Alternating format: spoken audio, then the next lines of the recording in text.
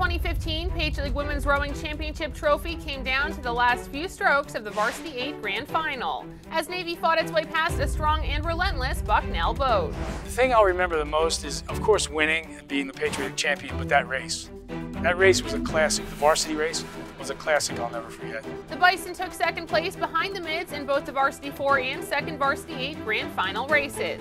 With the first place finish in the Varsity 8 Grand Final, Bucknell could have surged past Navy for the championship title since tie-breaking procedures favor the V8 Grand Final results. We've had some great races this year. There have been some tight ones and some comebacks, and this was the culminating race of the year. That race was a really close one. I think it came down to the last 5 strokes, so we were down at the last 500 by half a seat, 2 seats. Bucknell had a phenomenal race. They were up on us, and we just kept trying to fight back, get back. When we get to the last 500, we were a half a length down. And I was like, well, I know we can sprint, but I don't know what's going to happen. We have been working on that sprint. We've been working on that, that last little bit in your fuel tank left over. Our sprint is the strongest part of our race, so we know that when we get to the last 310s or so, that we bring it up and we can walk away on a lot of people. So we started a little bit early. We started bringing it up, and they were still holding up a seat on us. And then as the last 500 went down, after the last 15 strokes, we moved a little bit, but it looked to me like we were going to run out of space. And then those last 5 strokes, I just look at my stroke seat, Katie Quinn. I was like, bring it up, we gotta go.